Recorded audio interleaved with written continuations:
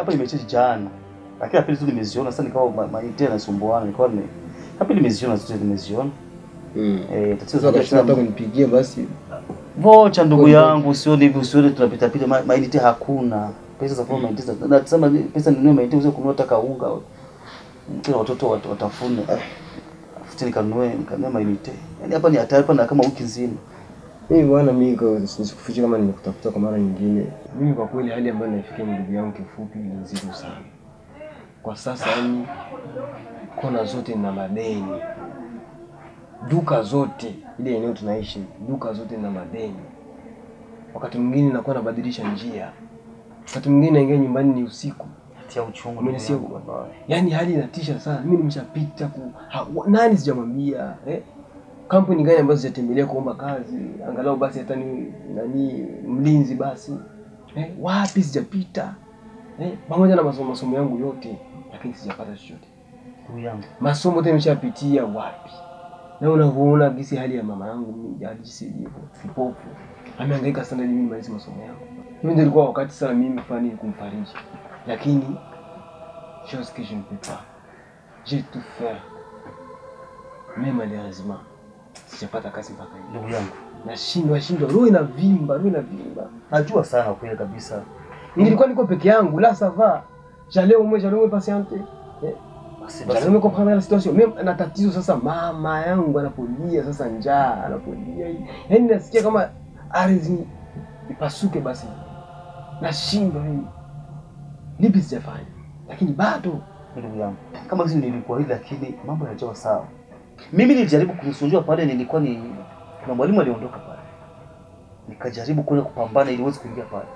Lakini sasa director wangu ni rafiki yangu tumesomaka naye. Na yeye yuko anabaniwa hapa na representer akafuata ya mtu wake. Kamleta kama mwenye kuumia usifikiri wewe peke yako ndugu yangu. Nakwambia mambo maskini haisaini kweli. Lakini fanya subira ndugu yangu, fanya subira. Inna Allah ma'asabirina. Ndugu yangu, fanya subira. Unajua shida na hizo matatizo yake. Yaani mimi sijui na mkosi gani, sijui nimerogwa kizibu. Yaani hakuna kampuni sijatembelea, hakuna masomo ambayo sijapitia. Yaani naonesha vitu vyangu lakini naishia bila kama wanatupa jalalani, kama wanatupa wapi. Wangeo wananiambia utakuja labda siku fulani. Nikienda hata mlango sifunguliwi Sheikh. Yaani wakati mwingine sielewi kama sijui ni mkosi wa namna gani. Acha sio mkosi wa kufuru ndugu yangu. Watakiwa ufahamu kuwa riziki yako haiwezi kaja kwa muda unaotaka wewe. Wala haiwezi karudia nyuma kwa kuchukia kwa wanadamu. Lakini kuna subira. Kama ni subira ndugu yangu nimeshaifanya ya kutosha.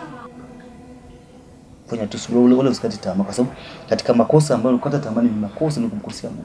Fanya subira ndio hicho tu. Nyingine ninaloniuma zaidi na yule jamaa yule bosi wangu mkaidi na roho mbaya ya ajabu. Yaani ana visa na vitimbi. Sijawahi kuona kiumbe ambaye iko very complicated kama yule. No, alafu sisi na mtu ambaye hakusoma mwana. Kiona jinsi anavyonishauti pale, anavyoniambia maneno ajabu. Kila siku endapo kwa Mungu. Lazima pawe vitimbi, lazima pawe vituko. Yaani haishi vituko ile jamaa. Kweli. Ndio inaniuma zaidi tena kwa mara nyingine. Sio kwenye kazi yake. Yeye hakufahamu. Wewe pambana hivyo kubali uteseke utukanwe ifanye hivyo. Kwa sababu yeye hakufahamu. Hajui niveau yako. Sawa? Sasa kubali upambane hivyo utukanwe lakini ipo siku itakwisha. Uvumilie hapo. Hapo tutatoka hapo. Kesho kaanza kwa sehemu nyingine.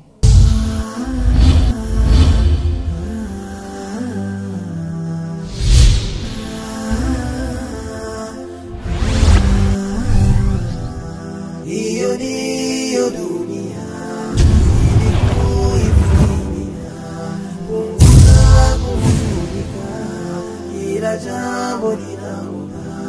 Hiyo dunia ilikuivunia punguza kuhuzunika kila jambo linaona. Wengi wa mitihani ni kipimo cha imani. Ondoa wasiwasi, mpe Mola nafasi. Hata na manabii vipenzi vya manani wamepewa mitihani na wamesubiri. kwa ujasiri mwingi walizidi kujitahidi kuitetea haki wakapata ushindi. Hiyo ndiyo dunia, zidi kuivumilia, punguza kuhuzunika, kila jambo linamuda. Hiyo ndiyo dunia, zidi kuivumilia, punguza kuhuzunika, kila jambo linamuda.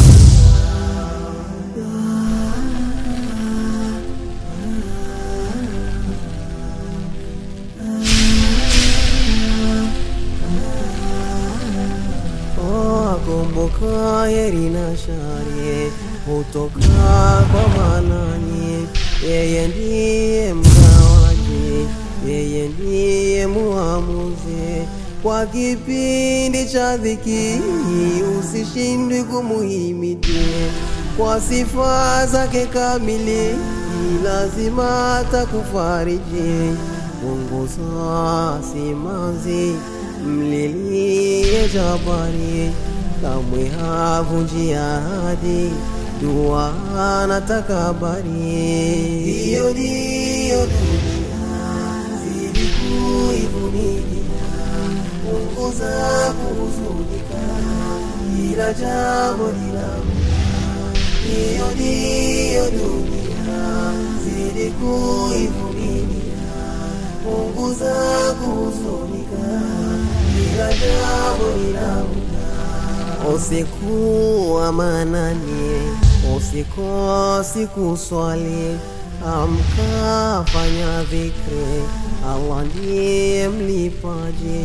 Hali zote za duniani Mola ndiye anazimiliki, uhai wala umauti, utajiri na ufakiri. Japo una marafiki, una wako kufariji, Mola akitiatike, viumbe watakusamini.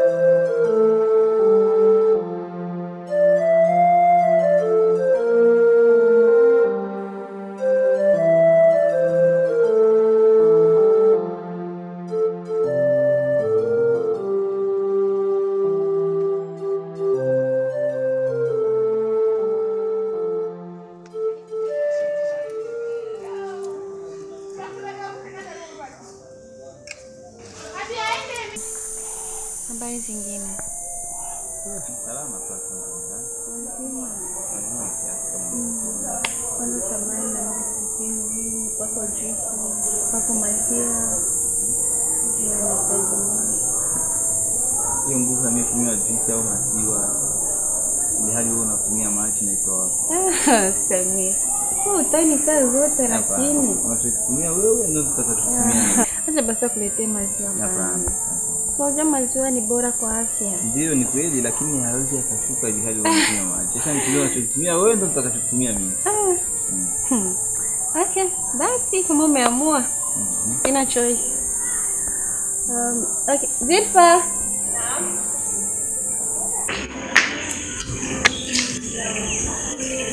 Assalamu alaikum. Wa alaikum salam. Zilfa, nisaidie mgeni maji. Sawa. Unapendeza hivyo. Ndio ni kawaida, lazima mtu uwe smart sababu Uislamu mwenyewe unasema Uislamu mzuri. Hiyo watu wachafu wasiingia peke. Ya leo kali lakini. Okay. Shukrani. Mambo mengine vipi? Safi. Kazi. Ewa alhamdulillah. Wazee wapo. Wazee wametoka kidogo. Unajua tena wazee wamshemishe. Na jambo la kumshukuru. Ewa alhamdulillah.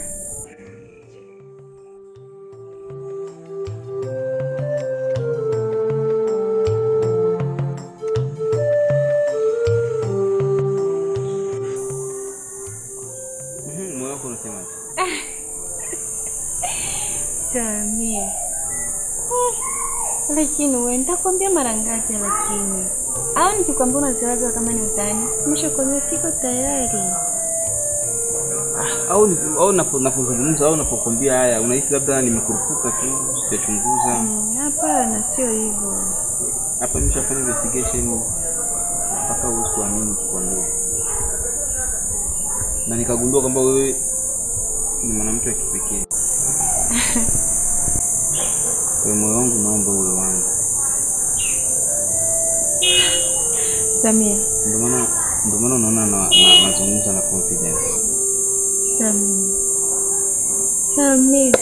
Takwambia mara ngapi lakini kusema unielewe.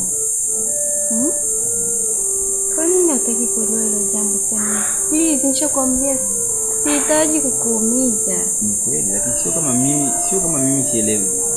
Moyo wangu ndio uelewe. Nifanye nini ili moyo wako ufunguke kwangu? Hapana Samia.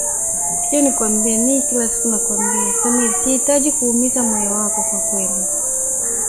Kwa hiyo wewe uko na wazo gani au unaona mwisho wake utakuwa nini? Yaani mimi kama ushauri wangu Samia, ningekuomba tu kama inawezekana tafuta tu mwanamke mwingine na atakupatia furaha kwenye nafsi yako. Unaona matatizo yenu ni wanawake. Ingekuwa labda ni huu vijana vuhuni wa barabarani. Labda siku nyingi ushakubali. Lakini kwa kuwa nimekuja na heshima au nimekuja na kwa nia njema, sikutaka kufanya uhuni, ndio maana niingia paka uani. Hapana, sisi ni Samia. Unajua kama mimi siwezi nikakudharau hata saa moja. Siwezi kwa kweli. Kwa hiyo wewe kifikia kipindi ukiona labda inawezekana ukawa na Samia, please give me a call. Hapana kwa kweli. Yaani hapo kwa hilo usitegemee. Mimi nahisi labda leo hauko sawa. Acha mimi niondoke. Then tutafikisha maongezi yetu kwa next time. Okay. Maana hapa na mimi niko nasoma kidogo, nilikuwa sijamalizia. Kama kawaida yako. Kawaida. Wewe unaendelea. Mimi natoka basi. Sasa basi nikutoe.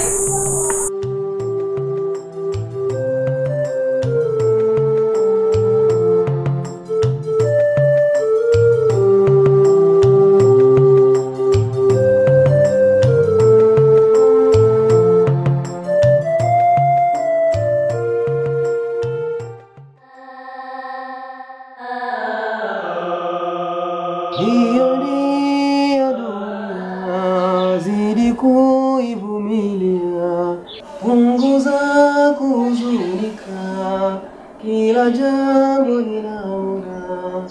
Hiyo ndiyo dunia, zidi kuivumilia. Naam. Naumwa babangu. Najua naimba kutaka mawazo yapungue. Najua naimba kupoteza lengo. Na huyo mwimbo unanizisha katika nafsi yangu. Nasikia nafarijika kusikia sauti babangu japokuwa sikuwahi. Ila sasa baba, maisha mpaka lini? Maisha lakini maisha yangu yamekuwa magumu, hali yangu imekuwa ngumu. Ulemavu wangu wa kipofu nishauzoea. Ila sasa babangu diabetes inanisumbua baba. Naomba babangu tafuta jinsi yote jitahidi. Pata tarehe kidogo kuleta hospitali. Nasikia vibaya. Mwili mzima unaniuma babangu. Unaniuma sana baba. Naomba baba. Unajua usioni kimya ukafikiri labda sifanye juhudi yote ile. Nimeshajaribu sana mama.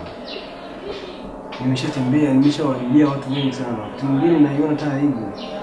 Mama, nimeshahangaika sana. Kama leo baada ya alfajiri nimehangaika kuwapikia baadhi ya rafiki zangu. Lakini huwezi amini mama. Kila mmoja ananiambia matatizo yake. Kila mmoja ananiambia ya kwake. Wakati mwingine kuna wengine nawaambia matatizo afu wananisimama. Naona aibu. Sijui nimwambie nani, sijui nishike mti upi, sijui nimlilie nani kwa sasa. Mwenye sipendelee kwa kweli hali hii inazidi kuwa nzito kwa. Ila mimi sijachoka, bado ningali nakimbia chini ya jua nihakikishe kwamba mama yangu anakuwa vizuri. Na imani kwamba ipo siku inshallah Mungu ataondoa mapito ambayo tunayo. Kwa sababu kisha ahidi ina maana usiri yusa. Akiwa kwenye uzito kuna wepesi. Leo tuko kwenye uzito na imani kesho kutakuwepo wepesi.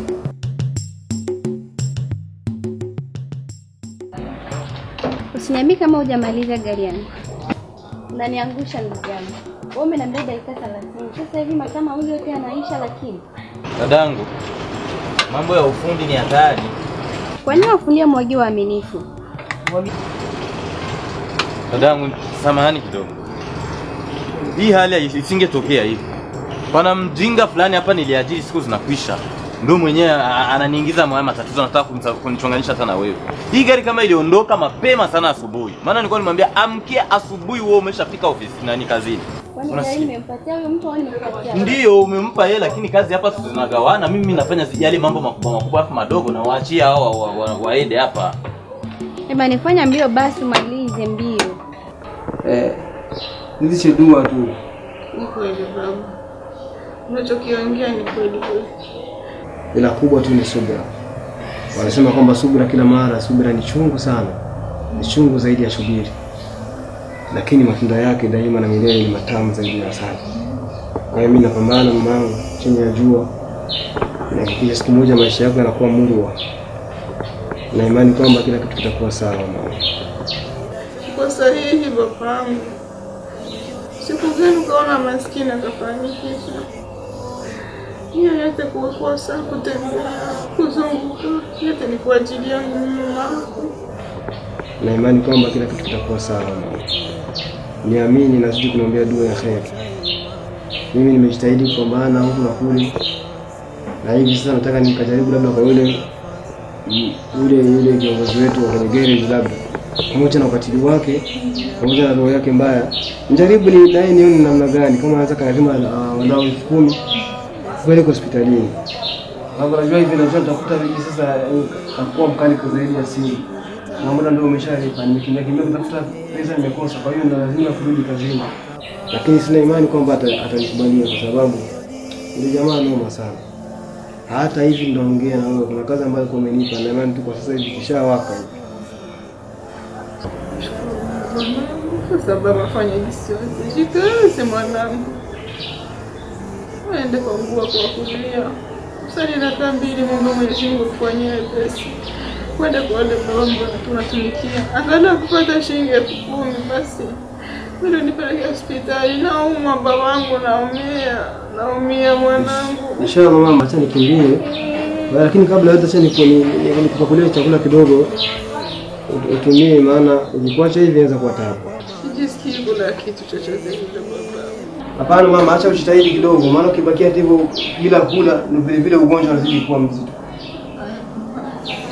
Acha nikusomee chakula kidogo. Punguza kuhuzunika, kila jambo linamuka.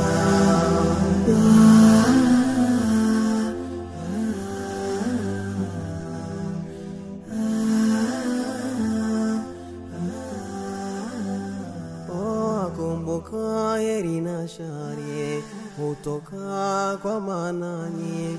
Yeye ndiye mgawaji, yeye ndiye muamuzi. Kwa kipindi cha dhiki usishindwe kumuhimidi. Kwa sifa zake kamili lazima atakufariji. Punguza simanzi, mlilie Jabari. kamwe havunji ahadi, dua na takabari.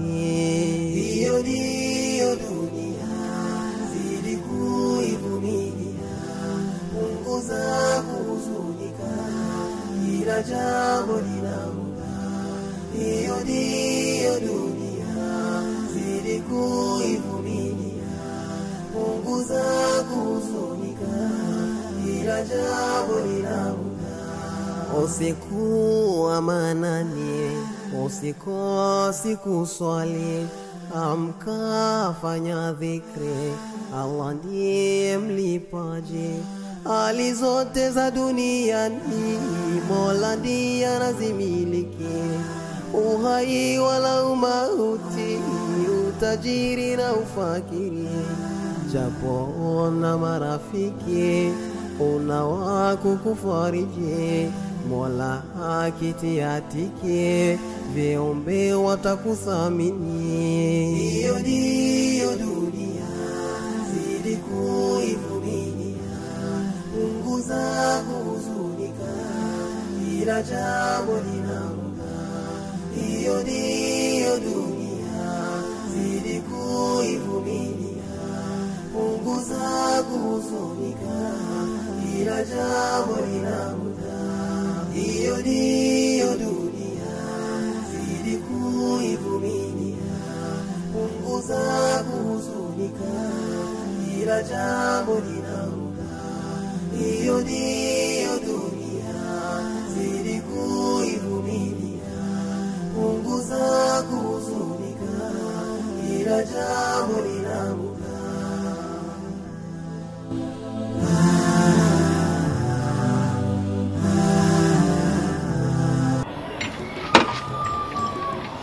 Niseme aje dada. Samahani kwa hiyo. Hapana, kwa kweli yani wanategemea kama unaweza kunifanyia hivi. Nusu saa tu dada yangu takuwa nimeshamaliza. Hivi unaona kama unanichelewesha lakini kazi zangu. Ndio nimeona kabisa kama nakuchelewesha, ndio maana nakubali kabisa kujituma yani. Mambo ya ufundi ni hatari. Unanifanya mbio na nichelewesha. Namaliza nilipo namalizia dada yangu. Ndio na hofu kabisa. Wafundi wengine bana. Assalamu alaikum.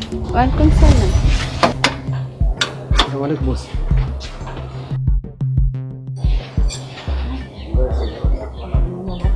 Ndio ule mjinga nilikuwa nakwambia. Samahani, kabla ya yote naomba nisikilize na mimi nisikilize mbele ya yote. Ndivyo wewe umeona kufuga hizo ndevu ndo bora kuliko kujali kazi yako wewe. Yaani samahani kabisa, naomba nimpata matatizo, mama alikuwa anaumwa sana. Matatizo gani wewe? Mbona matatizo yako hayaishi kila siku? Mama anaumwa sana. Sasa mamako kama anaumwa, sasa utamtibisha na nini kama sio hii kazi ndio itakupa pesa wewe kwenda kumtibisha mamako? Yuko jamaa nilikuwa nimekwenda kuangalia kama anaweza kanazima pesa, nilikuwa nimemkopa. Jamaa gani atakuazima pesa ufanye kazi wewe? Sasa hiyo dawa utaimpatisha kivipi wakati kazi ndio hii hapa? Kazi ninafanya ndio hivyo tena, ni dharura. Unafanya kazi gani? Huyu mtazama mtu ndio unaingia ofisini. Samahani. Hivi wewe una akili sawa? Samahani kabisa nimekutia. Kenge wewe. Naomba samahani kabisa unisamee. Dada samahani, naomba nitakae radhi koko. Nimepitiwa kabisa dada. Naomba nitakae radhi. Hakutakie radhi kwa nani mjinga wewe? Hana akili huyu kijana. Samahani. Alafu wewe una bahati, hizo ndevu ningezingoa na hizi spana mimi nakwambia. Mjinga. Mbona uko mpumbavu sana wewe? Samahani kaka. Nafasi ya kukimbilia hapa kwanza ni hapa ofisini. Samahani. Wewe ungekimbilia kwanza hapa ofisini. Kaka samahani kwanza, nisikilize. Oh kaka samahani. Sawa. Samahani. Sura yako iko sawa, naifananisha. Niambie. Nakufananisha? Inawezekana, lakini naomba mtake. Achana huyu, gari ni ya kwangu mimi. Nisikilize kwanza. Niambie, unaitwa nani? Nishakwambia achana naye. Please kaka, niambie unaitwa nani? Soko nakuuliza jina wewe mjinga. Wewe uko nyamafu kabisa wewe. Yaani hufai, yaani hata jina linakushinda kujibu. Unashindwa kusema mimi naitwa fulani. Nilikwambia kama huyu ni mjinga hamna kitu. Yaani kuliko ni kuwa na watu kama nyinyi, afadhali mtu unakuwa na kiziwi kabisa, unajua ni kiziwi.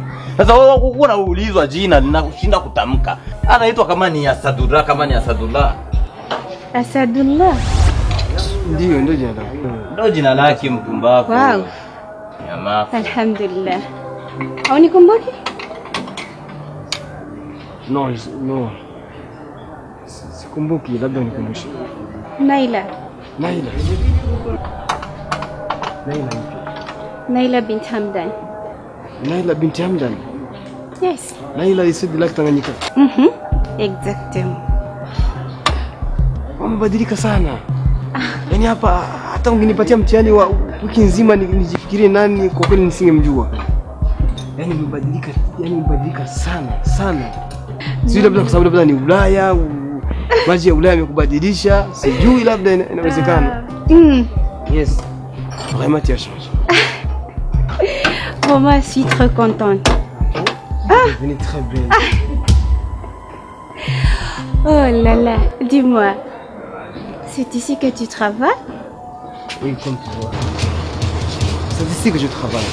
Ici? Oui. Oh là là, pour moi, c'est dommage. Ok, dis-moi, qu'est-ce que tu fais ici maintenant? Non, franchement, ma mère est gravement malade.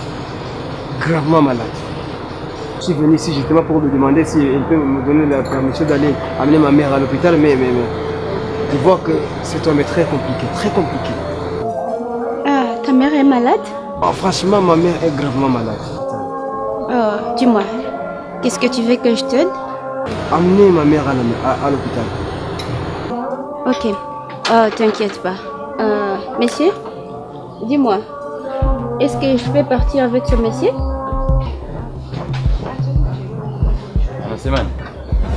Anasema kama tunaweza tukaondoka pamoja naye.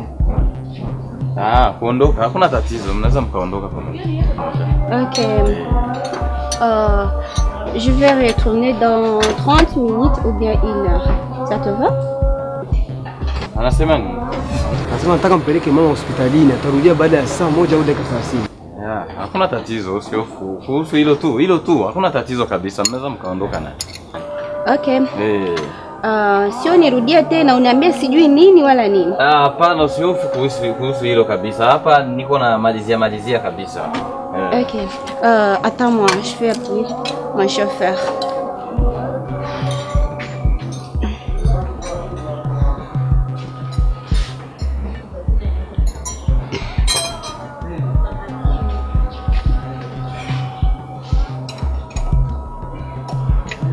Allô? Okay, unaweza kuja kunikuta hapa kwenye garage? Hapana, sasa hivi tu. Sawa, nakusubiri. Sawa, usichelewe. Sasa Jula, tunaweza tukamsubiria hapa shoferi wangu kidogo? Yaani mwingine anakuja na gari nyingine? Ndio. Basi haina shida. Sawa. Okay. Basi baadaye. Sadula. Namuelekeze vizuri huyo mama huko. Wallahi. Leo nimekubali. Simdharau usiyemjua. Huyu sema ni ukweli kabisa. Ni ukweli. Yaani simdharau usiyemjua. Hakika usichokijua ni sawa na usiku wa giza. Yule nisikiliwe kijana Kifaransa anaongea, Kiingereza yeye yupo. Nilikuwa namdharau, kumbe mimi ndo wa kujidharau yani. Yaani naonekana naumbuka mbele ya huyu dada. Yaani naanza kutotoa macho, naanza kumuuliza tena wakati nilimtombokea mbele yake bila hata aibu, naanza kumuuliza hapa mbele ya huyu dada. Leo nimeaibika kabisa. Nimegeuka nyamafu wa kuenea kabisa.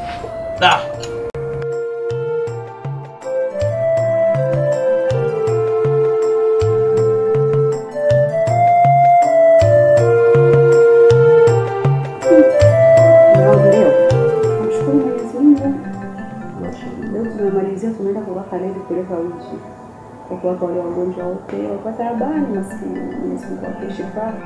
Kuna mwana madrasa wetu mmoja hivi mwana kikao maskini kafariki. Alafu kuna jamaa yangu mmoja ambaye anajitahidi sana kuwa na stiri mauti na yeye anaumwa. Ikabidi sasa sina jinsi, inabidi niende nikamstiri. Alhamdulillah, kusikia leo kwa kuwa mengi, lakini nimeshukuru tu Mwenyezi Mungu kwa tumefanya kazi machache mazuri. Mashaallah. Haya ni mambo ya khairati ambayo yanatakiwa wazuri wa Mungu wafanye. Mambo ya heri kila siku inakuwa ni vizuri, kwa sababu inatakiwa tuishi katika masaa 24 hali ya kuwa tukifanya mambo mema kama amrisha Mtume wetu Muhammad sallallahu alaihi wasallam. Nimekuleta hapa ili tuweze kuzungumza kuhusiana na Naila. Mbona mwanamke anataka mwanaume wa design gani? Mbona mimi simuelewi? Kwani mwe ukiongea naye anakuambiaje? Mimi kizungumza naye kwa kweli anapiga kalenda, mara ananiambia nisubiri next week. Nikimpigia simu ananiambia nimsubiri kidogo na kazi kwa huru, atanipigia simu lakini siku inapita bila kupiga simu. Nikisema mimi tena nimpigie next time ananipa promise tena, ananiambia nisubiri, ataniambia yake simuelewi, sijui anataka nini. Wanawake wazuri mnasumbua nyie. Na uko miongoni mwao. Unaona kitana anatoa roho mwanamke wallahi.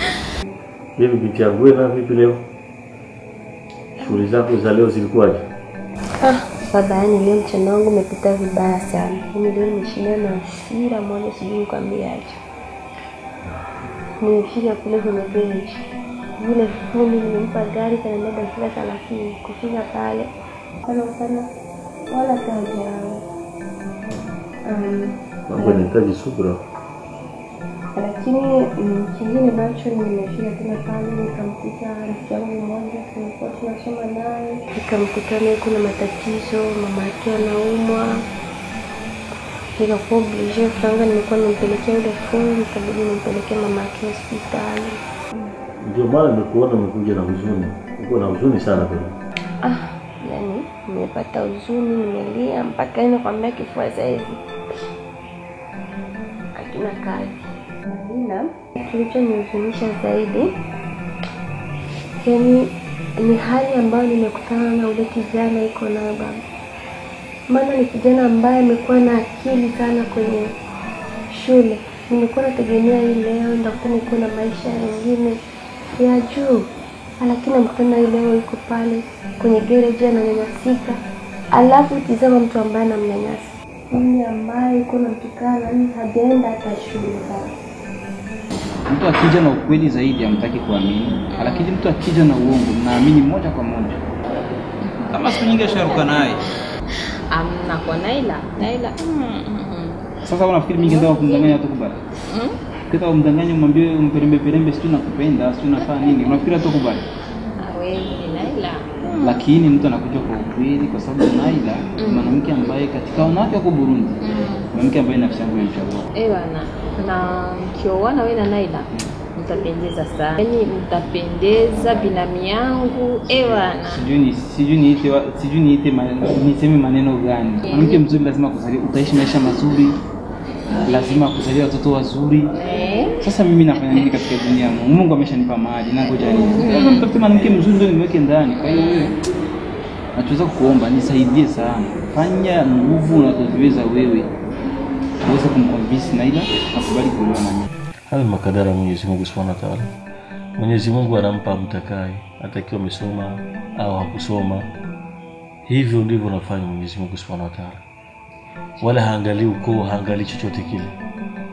Kwa hiyo jambo linanifurahisha sana ni ile swali la kwenda kutoa sadaka. Ni kweli baba, lakini mimi naona kama kitu ambacho nimefanya leo sijafanya kitu cha hatari sana. Nimekuwa nahitaji kufanya kitu ambacho kinaweza kikamfanya yeye kupata maisha mazuri. Ndio. Katoka kwa ile hali ambayo iko nayo kwa sasa. Kama nini unafikiria mwanangu? Yaani mimi nilikuwa nafikiria kama inawezekana kumpatishia kazi. Kwani unasomea nini? Kasomea marketing. Marketing. Wewe unataka kupata kazi kwa sababu tunahitaji mtu namna hiyo. Basi inshallah hamna tatizo. Tutampa kazi. Atapata nafasi kazi. Ndio mwanangu, unajua kwako mimi hakuna kitu ambacho siwezi kufanya. Yaani kwa hilo baba, yani ndio kwa sasa najisikia kama narudia kwenye moyo wangu. Mama yake na huyo kijana alikuwa anaumwa nini hasa? Mama alikuwa na tatizo la diabetes. Naila nitamtafuta, tuikae chini, tuongee. Mambo yatakuwa mazuri inshallah. Sijali binamu yangu kwa hilo. Hilo wazo hata mimi nilikuwa nalifikiria, lakini nilikuwa naomba ufanye kitu kimoja. Hivi?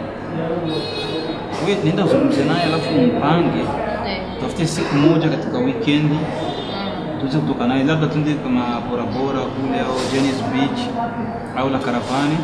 tuikae tuweze kuzungumza ili tuone kama pata suluhu. Naila.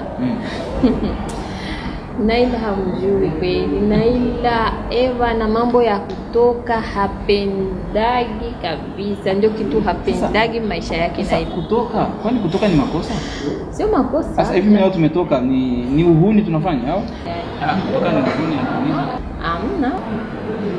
Kumbe hapendagi sasa bwana na mimi nitafanyaje? Au wewe utanisaidia nini kwa hiyo? Sasa yani nikimweka chini Naila naamini tu kwa uwezo wa Mungu inshallah natakubali. Ikiwa kama takuelewa ni kheri.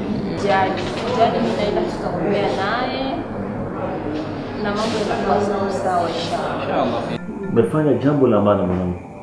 Ile kusema kwamba umempeleka mama yake hospitalini, umemlipia ile hela, umefanya jambo la maana ambalo Mwenyezi Mungu Subhanahu wa Ta'ala anasema hawa ni wacha Mungu. Alladhina yunfikuna fi sarra'i wa dharra'i wal kadhimina al-ghayza wal 'afina 'anil nas. Wallahu yuhibbul muhsinin.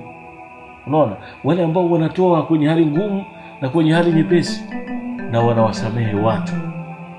Mwenyezi Mungu anapenda watu wenye kufanya wema. Wewe pamoja na kuwa wamekuuzi gereji na nini, lakini umetoa.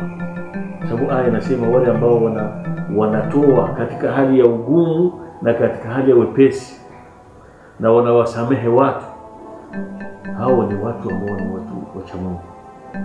Kwa hiyo umefanya jambo kubwa sana mwanangu, na haya ndio malezi na ndio mafundisho ya Mtume wetu Muhammad sallallahu alaihi wasallam. Kila yule mtu ambaye atamaliza shida mwenzake, Allah Subhanahu wa Ta'ala atamaliza shida yake. Sisi hizi mali ambazo tunazo hizi zinatusaidia tu katika maisha haya, lakini ukizitumia vizuri zitakusaidia katika maisha haya. Lakini usipozitumia vizuri mwisho wake ni kaburini. Kaburini kwamba namna gani? Ni pale mali yako na watoto wako watakushindikiza kwa kaburini, watakuacha, wao watarejea. Lakini ikiwa utatoa sadaka ile itakufaa. Washiriki wa mali ni watatu: nafsi yako, warisi wako na makadara. Anasema hawa washirika watatu, nani atapenda mali? Nyie wote mtapenda mali iwe kwa nani? Wote wakasema kila mtu atapenda mali iwe ya nani? Ya nafsi yake. Kwa hiyo kama mali ukitoa kwa ajili ya Mwenyezi Mungu, hiyo sio ya kwako. Lakini ukitoa kwa ajili ya Mwenyezi Mungu, hii ndio mali yako. Na ikiwa utaiacha ikakutwa, mfano kama una mifugo ikakutwa na maradhi hayajui kuchagua kizuri la kibaya, yanachukua tu. Kwa hiyo nitanguliza mbele Mwenyezi Mungu kwa nini? Cha kwako. Au vile vile mtu anaweza akafa akawa ameacha zile mali, tena si zake, ni za warithi wake. Hapo sasa warithi ndio watachagua. Unafikiria kwamba warithi wanaweza kutolea wewe sadaka au mema? Si jambo rahisi. Hata kama watatoa, lakini si jambo rahisi. Ndio maana mume wangu na aya Mwenyezi Mungu anasema hakika mali na watoto vyote ni vya dunia, kitakachobaki ni amali njema. Sadaka tunasikia mwanangu. Kwa hiyo ulilofanya ni jambo zuri sana, na inshallah Mwenyezi Mungu atakulipa kwa hayo. Naona tumalizie taalimu yetu kwa leo. Fanya dua. Naam. سبحانك اللهم وبحمدك نشهد أن لا إله إلا أنت نستغفرك ونتوب إليك. سبحانك ربك رب العزة عما يصفون والسلام على المرسلين والحمد لله رب العالمين. Safi. Wema. Karibu sana. Sasa leo kai? Sikai kabisa. Leo na furaha leo. Karibu na tukai. Leo nakuja na habari nzuri. Kweli ina mali usri yusra. Naam. Sahihi. Sawa kabisa. Sahihi kabisa. Naam. Jana mtaro ni dada nani? Naila kusema naye kulisidi lake Naila binti Hamdan. Naila namna muona kazuri. Hivi sasa uzuri umeongezeka sha. Wallahi. Kama mimi nilikuwa sikuona furaha. Leo nimefurahi sana. Nilikuwa sikuona furaha. Sasa nifurahi kwa maana nilikuwa na muda mrefu sina faraja. Sasa kama mchanganyiko simkumbuki. Yeye mwenyewe ndo akanikumbusha bwana, mimi nakujua. Pamoja na madevu yangu yote na kuchakalika kwa koti wanataka nikumbuke. Kumbuka roho. Sio kila mtu anakumbuka. Mimi ndio kitu changu bali limenishangaza sana. Ndio. Sasa tunajua sasa alikuta wapi sasa? Siku gereji. Paka tukiaga. Yule Firauni yuko anatukana matusi ya kilala ya ajabu. Kumbe gari ambayo nitakalo kumaliza ni huyo Naila. Wewe ni maajabu ya Mungu. Unasikia? Yaani kwenye matusi huko huko ndio nikatoa nusu na huko. Sawa kabisa. Kumbe karo nzuri ya. Aya. Sio roho nzuri. Kwa sababu unajua watu wengine wakishakuwa wameshabasafiri, wameshakuwa kusema kukumbuka wala akujali ni tatizo. Sasa ikawa aje na kitu kimekupeleka mpaka ufurahi. Siku ya ndio jana nikanisaidia sio mama alikuwa tabani. Ndio. Nilipeleka hospitali. Ndio hospitali kanacha 50 sheikh. Acha wewe. Ambazo pale kwenye garage. Nasikia miezi karibuni mitatu kusema nizipate. Kumbe leo nitapata taka. Hiyo sio wasiwasi. Hiyo kwanza sio wasiwasi kabisa. Inshallah. Leo na mimi lazima na mimi leo ndio ninakupa. Naam. Kila siku mimi nakuja kuomba kila siku mimi natuma. Acha wewe. Mimi kama nakuja hapa. Kwa hiyo sasa kama nimeambia jitahidi. Ndio leo sasa naambia jitahidi unipigie simu tuongee. Sasa nikwambia maisha yangu sasa hivi. Yeye mwenyewe mpita na huzuni kuna sehemu ambayo amenifuta. Alafu asema aje? Kumbe babake ana kampuni kubwa. Ile kampuni ya nani ya kafia kahawa na nini babake naida ni babake mzazi.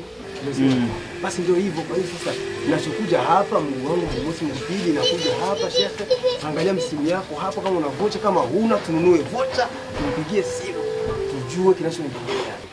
Naam. Ni hatari. Naangalia kabisa. Kwa kweli mambo leo. Bwana. Leo maswabiri. Kwa hiyo lazima kuambia ina leo maswabirina ya. Kweli kabisa. Naam. Ni sahihi. Wewe nitazame. Kama huna tutume sasa hivi. Zimu kidogo. Zimu. Ndio. Sawa sawa. Sasa business gani kwa sasa? Andika namba shekhe, nimezihifadhi. Wewe namba zingine sio za kutupa shekhe. Ndio. Sio za kuweka hata kwenye simu. Ngapi sasa? Hadi kwenye ubongo wa kichwa. 75 473 085 085. Naam. 085 085. Naam. Wanga. Ndio yeye hapo. Naam, piga bwana. Yuko naongea. Yuko naongea mtu mwingine. Asocho. Piga tena. Watu kitajiri hao wana uko busy sana. tena. Uko busy sana nakwambia ni hatari. Ngoja. Uko busy sana. Kabla ya kupiga nasema bismillah, sio kupiga piga ovyo. Hizi anga ziko na mashaitani mengi sana. Mashaitani ya kuzizuia riziki za watu.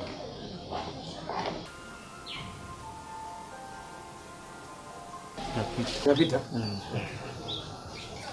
Shika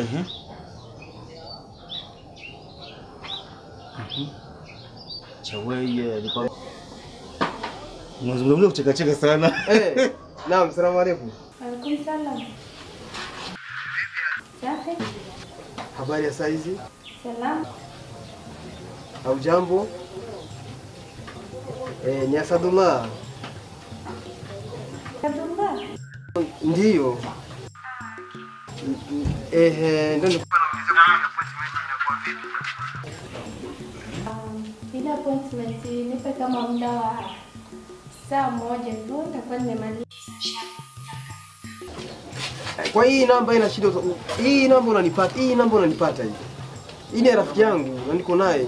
Sasa nifahamu fahamishe. Ndio. Tena unamfahamu. Okay. Akazi njema. Asante.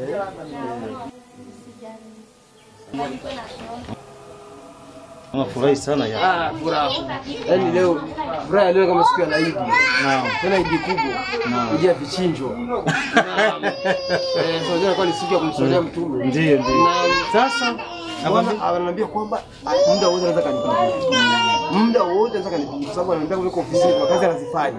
Lakini akimaliza kazi anapigia simu, aje niko wapi ili tukutane sehemu tukae chini tuongee. Unaona sasa? Kwa hiyo sasa hapa hizi, wewe unasema simu yako inataka leo ina problem kabisa. Tukae tusubiri shaka. Ndipo tumekuta leo niko off leo sikabidi niko bwana. Bwana sijali. Tukae kwa tusubiri. Karibu sana.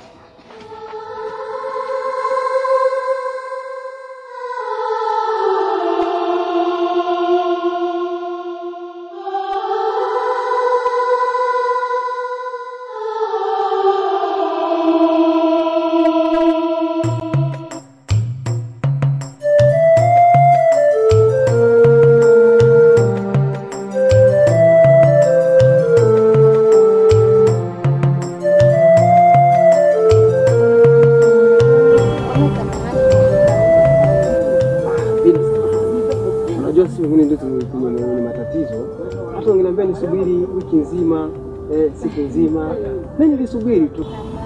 Hata na mimi huwa inaniuma, lakini kwa sababu sina choice kabisa, lazima nakubaliana na matokeo. Kwa kweli nasikitisha sana. Kwa sababu hakuna nani sijamuomba, wapi sijakwenda. Kampuni zote nimehangaika, nimechoka. Nikaona basi kuliko shari kamili heri nusu shari. Yaani afadhali nimalizie tu pale nipate ndogo ndogo hizo za maziwa kidogo basi siku ziondoke. Ndio hivyo. Kwa kweli nasikitisha sana. Bila kuchelewa. Sio kuna vitu hapa nyumbani. Vipo la kwani vyeti tena nitupe? Vyeti vipo vyote. Niko navyo kwani nitavitupa? Mimi niko na safari kidogo naelekea London. Ila nilikuwa naomba kama itawezekana jitahidi vyeti vyako viweke sawa. Nikirudi tu nitajaribu kufanya kitu zako zote. Maana najua kwenye ofisi ya baba yangu hako place. Najua inshallah takuweka. Kwa kweli nitashukuru sana. Mimi hata mnipe kazi ya ulinzi wa gate. Niyo mlinzi tu pale. Mimi nitashukuru. Hivi kweli mimi naweza kupata kazi ya hivyo? Yoyote ile tu kazi kama mimi nimefikia kutumikia kazi ya fundi gereji pale. Nitakataa kutumika kazi ya hata ya ulinzi hata wewe kwenu au niyo mlinzi wa kwenye kampuni ya mzee. Labda kwa mtu mwenye kufahamu anaweza kupatia kazi ya hivyo, ila kwa mimi sidhani kama unaweza kupatia kazi ya hivyo. Nitashukuru sana. Kwani ulikuwa unaongea na mzee? Sidhani kama kuna tatizo lolote. Basi Mwenyezi Mungu aupe wepesi. Na imani Mungu atayatenda inshallah. Inshallah.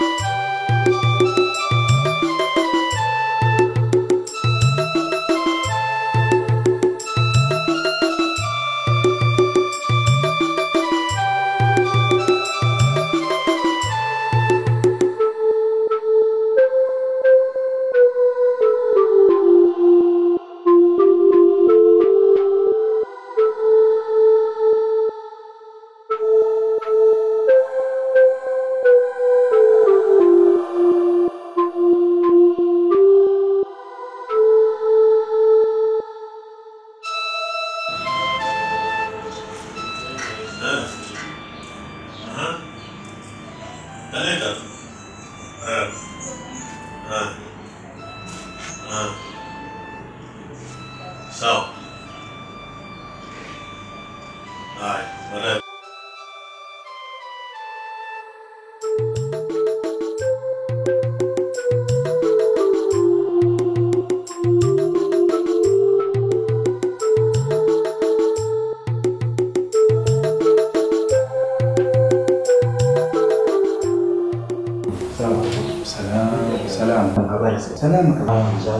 Jambo.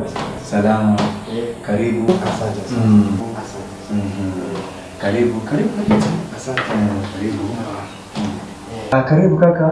Asante na shukuru sana. Tusaidieni nini? Nilikuwa na shida na Naila. Ulikuwa na appointment naye? Ndio, sababu nilikuwa nimeangalia kwenye simu kaniambia nije straight tu moja kwa moja. Okay, basi subiri kidogo. Asante. Hello Madam Naila. Sorry, kuna mgeni wako hapa reception? Ndio. Alisema ni Asadullah. Naam. Okay, sawa. Kaka anasema usubiri kidogo. Asante. Anakuja.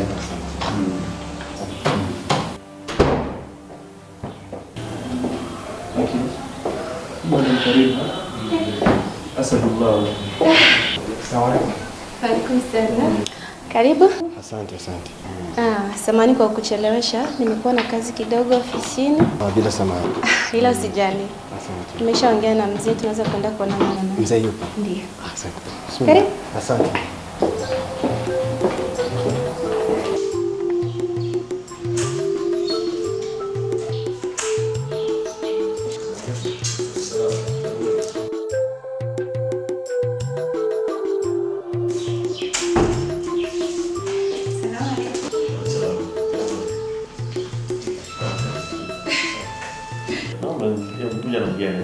Ndio baba.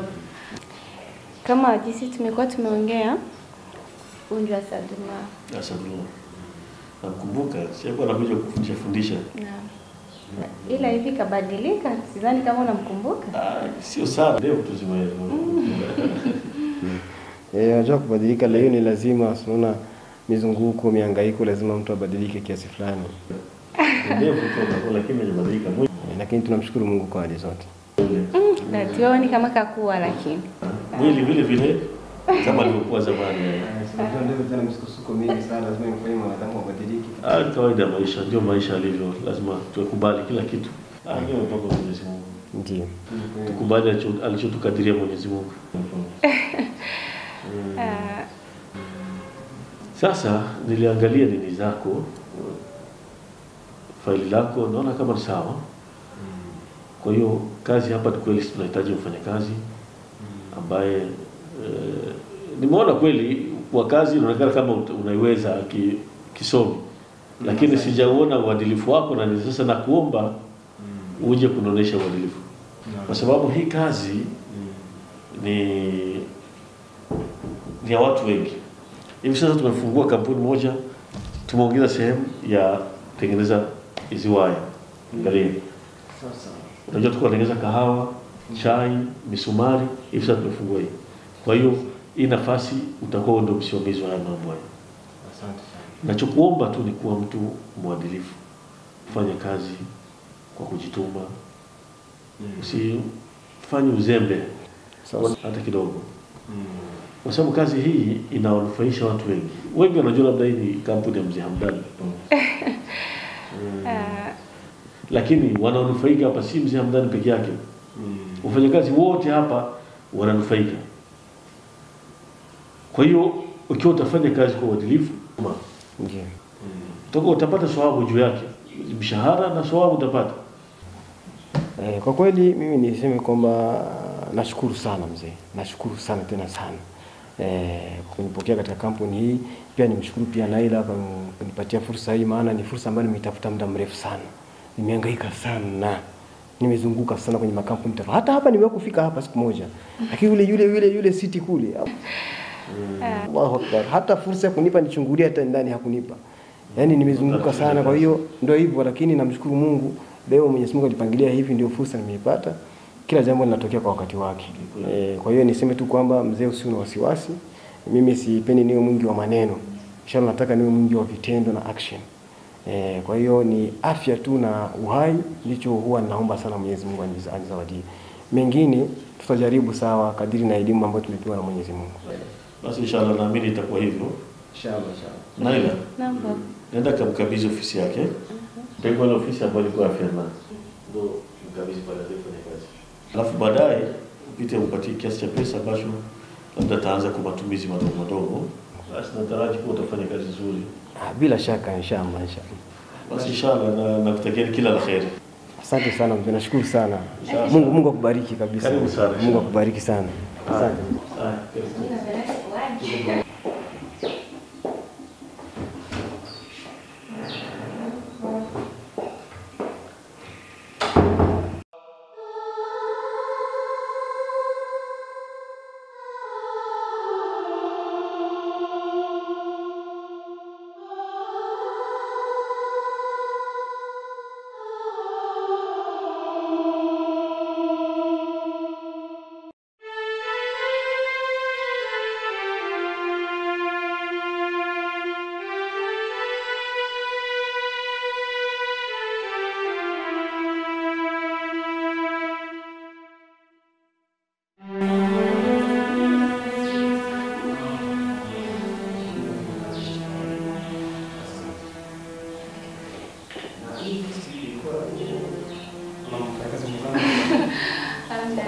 yani ile ile. Asante sana. Nashukuru sana. Nashukuru sana. Inabidi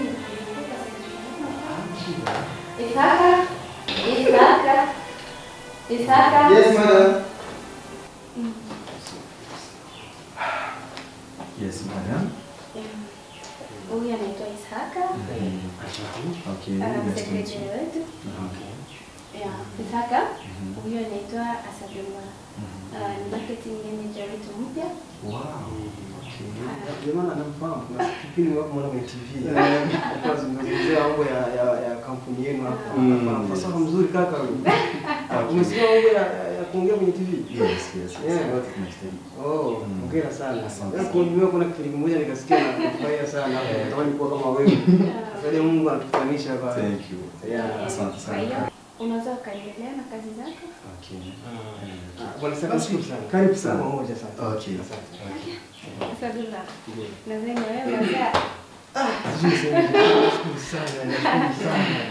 T'inquiète pas. Mimi sou moi qui est ici mais après ces années là de souffrance. Ah, c'est comme ça les amis. Il faut qu'on s'entraide. Bien sûr. Asante sana, nashukuru sana. Ok. Na ofisi yako iko ni gani? Mimi si ofisi yangu iko kama Basi mtazame hata kidogo ofisi.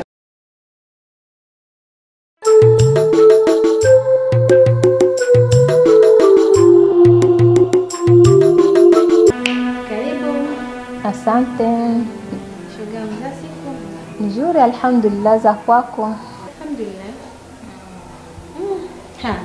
Yaani mashallah naona hizi siku nawaka. Yaani sio kunawi. Alhamdulillah, namshukuru Mwenyezi Mungu. Naona umewaka. Mimi sasa, je, wewe mtoto kitajiri? Naona wewe ni balaa. Hapana, kawaida tu. Kweli. Pendeza sio tajiri. Pendeza ni kipaji. Nashukuru rafiki yangu. Ndio, mimi rafiki yangu. Chenye kimenileta hapa. Yaani mimi sikuoni sawa kabisa wewe na Sadullah. Sawa kabisa. Yaani naona ukaribu wenu. Yaani umezidisha yani. Naona kama vile ukaribu wako wewe. Amna. Kwani unajua kama Sadullah ni mfanyakazi wa mtu kwenye ofisi? Naila hata akiwa mfanyakazi wa mpya, njoo ule ukaribu wa vile, yani ule ukaribu wako Naila amna kabisa. Inaonekana kabisa kama ni wapenzi. Hapana, kwa kweli. Just najaribu tu kumwelekeza mambo fulani kwenye ofisi sababu unajua kama ngali mpya. Naila, yani kweli macho yanaona, hauwezi kunidanganya. Basi macho yako yamekuonesha pasivi. Macho yanaona Naila, ninaona gisi mko. La psychologue sasa. Kwani wewe ukitizama tu kwenye uso na unajua hapa kabisa kuna mapenzi. Imeniuma Naila, nikasema rafiki yangu nitaenda kumwambia. Haiwezekani amkatae binamu yangu Same eti jia ule Asadullah. Ule Asadullah kwanza kale Asadullah katakupa nini? Asadullah hana kitu. Yaani kuambia sasa la miaono nini atakufika mbali. Kwani Asadullah sio mwanao? Asadullah atakupa nini Naila? Asadullah hana kitu. Wewe anaanza kazi hapa juzi. Naila wadai kweli unaniangusha rafiki yangu. Yaani umeniangusha mpaka mwisho. Sikieni kuambia nani? Maisha yanapangwa na Mwenyezi Mungu. Leo Asadullah anaweza kukua chini, kesho kukua juu. Sawa? Sasa wewe unataka kuleta eti nini na nini, sijui Samir, sijui Entam, sijui mwenye mapesa, sikieni kuambia. Lamia, mimi nimeshakwambia kama mimi na Asadullah hakuna chochote kile. Sasa sijui kwa nini unabaki na insist. Kwani Samir si binamu yako? Ndio ni binamu yangu. Na imani ya kwamba hata wewe bado hujaolewa. Kwa nini usiende Samir kwa? Naila, hiyo sasa ni matusi. Hayo ni matusi kabisa. Hayo ni matusi. Samir tunashikana kama kaka na dada Samir. Yaani hapo kabisa Naila naona kama ni matusi kabisa umenitukana, yaani umenitusi Naila. Unaniambia Samir anioe mimi Naila. Samir ni binamu yako. Katika dini hakuna pepa nakataza wewe Samir kukuoa wewe. Unahitaji wenye mapesa? Hakuna pingamizi ya wewe Samir kukuoa. Hakuna pingamizi hata kidogo. Kwa hiyo unaweza kwenda kaolewa na Samir, hamna tatizo. Samir anakupenda wewe. Samir anakupenda, tena anakupenda haswa Samir. Wewe kivyako tunataka wenye mali. Samir siko na mali, wewe ni mali. Mimi sihitaji pesa. Sihitaji sijua handsome boy. Sawa? Wewe sihitaji uniingilie katika masuala ya mapenzi mimi. Sawa? Nikimpenda Samir nikivyangu, nikimpenda Sadula nikivyangu. Basi hao maongezi tuyaache hapo. Tuachane naye, tuongee ingine. Bana tuyaendelee, umeanza mwenyewe. Kwani unakimbia mada?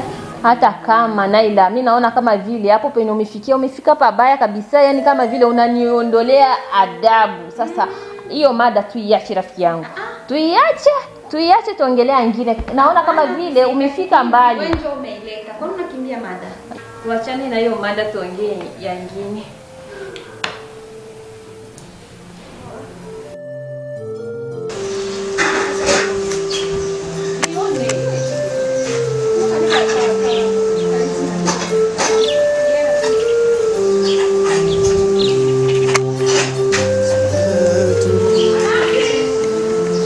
Salamu alaikum. Waalaikum salam. Karibu. Asante bibi. Salama karibu. Heri mama. Heri. Habari saizi? Wema. Amka basi. Salama. Amka mama Sadullah. Wacha we. Moja kwa moja.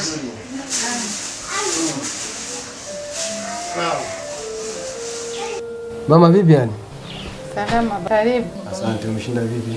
Mshukuru Mungu. Salama. Salama kabisa, sijui wewe. Tunamshukuru Mwenyezi Mungu. Alhamdulillah. Khairi tupo. Baba mbona unafurahi sana? Kwa kweli na furaha kubwa mno. Furaha yani full shangwe na vigeregere. Huwezi amini. Sauti yako wewe baba. Nimekuja njia nzima ninaimba. Watu wananishangaa. Hongera baba. Naam. Kulikoni? Kwa kweli kama nilivyokuambia leo nimepata mshahara wangu wa kwanza. Mashallah. Inaonekana na mimi nitafurahi baba. Zaidi. Mshahara wangu wa kwanza. Alhamdulillah wallahi Mwenyezi Mungu amjaze khair yule binti Naila, amjaze khair yule mzee Hamdan. Kwa kweli wamenitoa mbali sana. Kweli kabisa. Sio wenyewe ni kwa uwezo wa Mwenyezi Mungu. Bila shaka. Kwa sababu nakwambia asiyeshukuru binadamu anaowaona hawezi kumshukuru Mwenyezi Mungu asiyemuona. Kwa hiyo kwanza lazima ushukuru wale ambao unaona, afu Mwenyezi Mungu yeye ndio general wa mageneral kushukuriwa. Naam. Kwa hiyo nikaona kwamba ni aibu mimi nikija hadi nyumbani sina lolote lile kama zawadi kwa mama yangu kipenzi ambaye ndio pepo yangu mimi ya duniani. Nikaona kwamba vizuri moja kwa moja nikapita sokoni pale nikakuletea kazawadi mama. Kadogo lakini kwenye moyo, kamtoa kwenye moyo wa upendo. Kweli kabisa. Naam. Masiku ya Rabbi. Kwa hata nguo ya mpya mama. Kukuletea kitenge hiki mama. Mungu kwa kweli. Hebu sikia kitenge chenyewe hiki. Hata kama kuioni lakini sikiliza mwili wake huyo sio nyerera kama wanavyosema. Kinaonekana kama bazee hiki. Kitenge hiki nimekuletea vitenge viwili. Kizuri, unajua mimi nakutazamia. Bazee hii mwanangu hata kama sioni vizuri. Unaweza kutengeneza mavazi, kutengeneza mkanzu, kutengeneza unachotaka. Kikanzu kubwa kile vile. Kikubwa ile. Unajua sisi watu wazima tena. Sawa kabisa. Ni kweli basi hiyo haina taabu mama. Mimi nitamtafuta yule mzee Ureji babake Amina yule. Wa Kuventre 11. Yule kwa kushona yule balaa. No man. Nitamwambia yule mzee alafu atakuja kupima vipimo vyako alafu atarekebisha kanzu unayotaka, modeli unayotaka. Nashukuru mwana. Alafu nimekuletea ua moja. Nimekutana nako huko barabarani nikakanunua pamoja thamani kidogo. Wewe ndio kipenzi changu. Wewe ndio kazuri. Wewe ndio kana rangi ya ini sijui nyekundu, sijui na blue, sijui kijani kama changu. Ishara ya upendo wangu kwako mama yangu. Kazuri baba, asante sana babangu. Umesikia? Madiudi. Ndio nimepaka kule. Nashukuru sana. Ala kuzidishie riziki. Amina. Ala kuondole msukosuko wa Amina. Ala kuondole maradhi. Amina. Ala kupe mwisho mwema Amina. wenye umri. Amina. Akuondole msukosuko na mitihani. Amina. Ala kuongeze umri na maisha mema. Amina. Tena na tena. Amina. Nakushukuru mwanangu. Amina, amina, amina, amina. Akuzidishie riziki. Amina, amina, amina. Saidie na wazaidi ya mama. Asante sana mamangu, na mimi nashukuru zaidi kwa sababu unanipatia dua za khairi zaidi ya kile ambacho nimekupa mimi. Inshallah na imani Mwenyezi Mungu atazidi zaidi ya haya, maana wanakuambia mwanzo wa mvua ni mawingu. Warundi wakasatika kwamba itanguriro jibuhanza na masoso. Ili ni itanguriro lero. Ini inango ni mwanzo ya huko nyuma huko. Kabisa. Wewe zilisha tu dua. Kabisa kabisa. Hicho ndio mimi nakuwa na miongoni mwa vitu nakupendea mimi mama yangu mzazi. Hilo. Dua zako. Na imani kwa Mwenyezi Mungu asingefanya khiana kutukusikia dua zako unazoniombea usiku na mchana, kwa sababu Mungu yupo na Mwenyezi Mungu havunji ahadi. Sasa anaanza kutenda ahadi. Ndio mwanzo huyo. Kwa hiyo ningependelea na wewe, maana una vitu twako tu vitu unapenda tu. Nataka leo manake unaambia nika kitu gani nataka nikuletee sasa. Wewe kama wewe sawa na nafsi yako unachotaka. Maana leo nataka leo ile furaha kubwa katika moyo wako pawe nuru fulani. Mwanangu, mbona hivi inatosha tu sana? Hapana, inatosha baba. Hiyo ni mimi kwako, ni zawadi ambayo nimechagua mimi. Wewe sasa pepo yangu wataka nini? Alafu sasa baba, kitu unafoniuliza kitu gani ninachokitaka? Ndio. Unakumbuka maole? Au maole utaki? Utaki maole. Unachokihitaji haswa leo ili nikufurahishe zaidi ni kipi? Mwanangu, unachokihitaji tu sana hamu ninayo. Hamu ya mkeke. Jamani. Mile mkeke baba. Wa kukaangwa au kuchomwa? Kukaangwa tu, wa kukaangwa. Na karowe. Alafu maziwa hapo pembeni. Alafu viazi ulao kangie firti. Sasa usisahau kama unaumwa diabetes. Diabetes hairuhusu, inaruhusu kabisa. Uliambiwa usili vitu vya mafuta. Sasa ikiwa mkiko kukaanga si ndio ile mafuta huko? Wanakula baba. Siku moja basi utakufa. Nitakuwa siku moja tu. Au ndio unipatabu. Wafanya tu nani tukuchomee. Lakini mkike mbona kuko sawa? Mkike ipo kweli mama? Ninafyosikia jirani huko. Jirani kule. Mioshi umesikia kama mioshi kule kakakuathiri. Kakakuathiri. Nasema inshallah iko siku. Basi usiwe na wasiwasi, usiwe na wasiwasi. Nataka mkeke leo hii. Hata wanaambia iko kalama wengi na kwenda kuta mkeke wa mama. Lazima upate mkeke leo. Itakuwa ni baraka ya kudumu katika kazi zako. Na Mwenyezi Mungu atakuneemesha tu sana. Ni kweli mama yangu, nachoongea ni kweli kabisa. Basi inshallah hata mimi niwahi nitakutie mkeke ambao unahitaji. Ili mnasema leo kabisa tuweze kumswalia mtume, maana nichomee mkeke kweli kweli. Kabisa. Inshallah. Ila mwanangu sikiliza. Ndio. Na kitu nimesahau kukwambia. Ndio. Naam. Mwanangu asafuriwa na John, mwanangu pekee. Yaani wewe ni jicho. Yaani wewe ni kila kitu mwanangu. Yaani maisha yangu kweli ni ya Mwenyezi Mungu, na hapa ndipo namtegemea Mwenyezi Mungu. Ile msaidizi wangu wa karibu ni wewe. Asante, asadullah mwanangu. Ninachokuomba. Najua unanisikia sana mama yako nakwambia nini. Ndio mama. Kila siku unanielekea alafu akujalie. Naam. Nakuomba mwanangu unanipa. Mimi nashukuru alhamdulillah. Umenipa kitenge mwanangu. Umeniletea kaua kapendi, ishara ya mapenzi, ishara ya kuwa unanipenda mimi mama yako. Na mimi najua wewe kwangu wewe ni jicho langu. Kila nakuomba mwanangu, tizama na wanyima yetu wako aje. Tizama jirani yangu ule mama. Mama Hajara. Mama Hajara. Ndio. Na naomba umsaidie babangu angalau hata kilo sukari. Ndio. Ile dua zao zitasababisha na wewe neema zinakuwa nyingi. Tizama ule mzee Yusufu wa jirani yetu, na yeye hana kitu, babangu angalau msaidie hata kidogo. Chochote kile kasukari. Umpe babangu dua yenye atakuombea, watakuombea. Itakuwa ni neema kwetu sisi wote. Sana sana kwako. Kwetu maisha yako ataendelea, kazi zitadumu. Tizame na chini yetu na wenyewe wapi. Watizame kabisa kiswa wenye wasiojiweza wapi. Hapa ni maua Mwenyezi Mungu ashaanza kutupa. Sasa na wewe maua yatembeze pasi yote wapatie wale kwanza wajirani. Ni kweli mama, naongea jambo la maana sana. Kwa hiyo mimi sasa Kwanza nikakuletea mkeke mama yangu kwanza ufurahi kwanza. Nikuchumia mkeke wangu kwanza ukishashiba vizuri. Ndio ni stage ya pili na kuna kuikulu majirani. Kabisa. Hata kilo 2 za mchele, sukari. Nifungashe kidogo kama soda kali kwa shamba. Itakuwa inatosha. Hiyo ni neema mbele ya Mwenyezi Mungu. Mama mimi nashukuru sana niwahi haraka. Maana ndio mida yenyewe hii ni sana babangu. Sasa kwa nini nikikosa mkeke nilete nini? Maana kuna mkeke kuna samaki. Baba hivi mikeke navyosikia rafiki yangu kanaambia mikeke ipo. Hata umoja unatosha baba. Jamani. Yaani kwa udi na uvumba ni utafute. Hata ikiwa Rumonge ni pande. Na mimi utafuta hata ikiwa Kenya utaenda. Sina wasiwasi. Mimi hata nifanye hivi mama. Asante babangu. Asante mama. Asante mwanangu. Asante. Kama wazazi wote wangekuwa na watoto kama mimi, wallahi hakuna mzazi angekuwa ananungunika.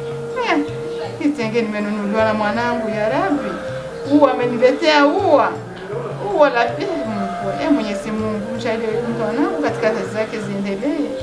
Msaidie ya Rabbi, mwepushe na mitihani yote atakayoipata ya Rabbil Alamin. Mwenyezi Mungu nakushukuru sana kwa kunipa mtoto mwema ya Rabbi.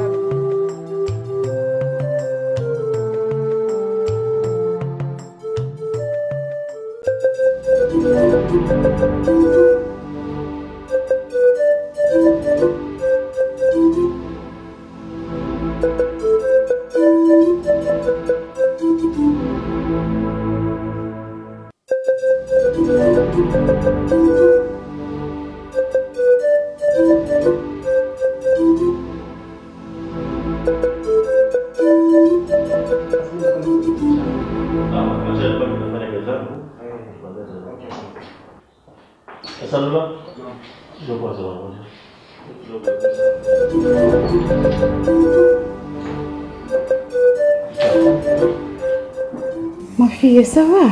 Sawa mama. Hapa nimechoka. Tena organization yangu inanichosha. Nimetoka ofisini huko, yani nakwambia kana wakongwa mmoja ametoka huko milimani. Leo tulikuwa tunawasajili hapo afu wengi yani. Yani nakwambia leo nimekuwa na down day. I'm very tired. Pole sana mama. Unajua tena kazi ya Mungu inabidi kuchoka. Na baada ya hapo tena badala ya asili madrasa ya watoto. Yani mwanangu kwa acha. Lakini alhamdulillah tumikia Mwenyezi Mungu. Mungu atakulipa mamangu. Unajua nilikuwa sijakwambia katika mwaka huu unaona kama mauzo yamekuwa mazuri kuliko miaka yote. Biashara imekuwa nzuri sana na inaridhisha. Nilikuwa na bodi ya kampuni, tulikuwa tunaongelea masuala yako. Kila mmoja anafurahia kazi. Tumekubaliana kuwa kuna mambo fulani tukufanyia kutokana na kazi uliyofanya. Tu m'as dit qu'il y a quelque chose que tu veux me dire. C'est quoi? Ok mama. Unajua tena mama ni si. What is that? Nini? Mama, kwa kweli mimi nimetokea kumpenda Asadullah. Wow. Asadullah? Yupi huyo? Si Asadullah ile anatumika kwenye kampuni ya babu. Wiki jana mtumishi wetu mpya ule? This surprise. Really? Yes. Cha kwanza kabisa tutakupandisha cheo. Utakuwa hivi sasa ni managing director wa kampuni hii. Hiyo vile inakwenda na kuongeza mshahara kwa mara 2. Alhamdulillah. Na si hivyo itabidi kwa sababu mimi na kampuni Brazil ya kahawa vile ambao niko na hisa zangu kule. Mbona kwa mwaka huu itabidi niwakilishe wewe. Kuna mkutano ambao nafanyia kila mwaka. Kwa hiyo nimekuchagua wewe, utakwenda badala yangu. Allahu Akbar. Si Mwenyezi Mungu anipe neema gani kwa mwaka sijui kweli. Na si hivyo tu, tunafikiria bora tufanyie zawadi. Tunafikiria tukaona bora tukupe zawadi ya $10,000 kwa ajili ya kusaidia katika mambo yako mazuri. Kwa kweli tunashukuru kazi uliyofanya na tunaomba uzidishe, na hili tulifanya ili wafanyakazi wote wale mfano. Wow. What about Samir? Ule kijana Samir ambaye muda mrefu namuona anakuja nyumbani, analia, anamtaka Naila, anataka kumuoa. Inakuwa vipi ule kijana? Mama, kwa kweli Samir ananipenda. Ila mama, mimi sijimsikie kabisa hata kidogo. Wewe mwenyewe unajua mapenzi mama yangu. Maskini. Samir, unamuumiza mwenzio wewe. Mama taelewa tu. Unasema kwamba unajihisi ama unahisia za kumpenda Sadullah.